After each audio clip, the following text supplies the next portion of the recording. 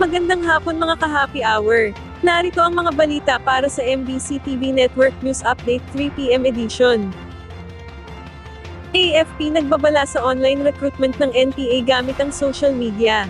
Pinag-iingat ngayon ng Armed Forces of the Philippines ang publiko laban sa aktibong recruitment ng New People's Army gamit ang online platforms at social media. Ayon kay AFP Public Affairs Office Chief Colonel Cerces Trinidad, kanilang ikinagulat ang pagbuhay muli ng mga komunista sa isang lumang video sa social media para gamitin nilang recruitment material. Bukod dito, sinabi pa ni Trinidad na ginagamit din ng mga NPA ang social media platforms, online games, messaging apps at iba pang digital spaces upang linlangin at manipulahin ng publiko, partikular na ang mga kabataan. Binigyang diin pa ni Trinidad na iligal ang ganitong mga gawain at malinaw na isa itong banta sa kapayapaan, gayon din sa kaayusan ng bansa. Kasabay nito, hinimok ni Trinidad ang mga Pilipino lalo na ang mga kabataan na maging mapanuri sa mga napapanood nila online at huwag magpalinlang sa matatamis na salitang binibitawan ng mga iyon.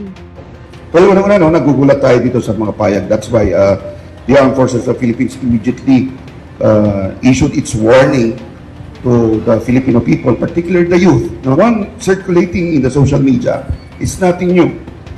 There has been circulating at medyo nag-die down. Nag-resurface itong video na to. Matagal na itong video na to. I think even during pandemic, unang lumabas to. So, we want to take proactive measure, make sure that our youth will not be fooled, and even our citizens will not be fooled by these recruitment videos. Samantala, rollback sa presyo ng gasolina at kerosene, ipapatupad ngayong araw, diesel, walang paggalaw. Ipapatupad ngayong araw ang rollback sa presyo ng gasolina at kerosene, ito ay matapos ang 2 linggong magkasunod na oil price hike. Ayon sa ilang kumpanya ng langis, magkakaroon ng tapyas na 10 centavos kada litro sa presyo ng gasolina, habang sa kerosene naman ay magpapatupad ng rollback na 50 centavos kada litro pero wala namang paggalaw sa presyo ng diesel.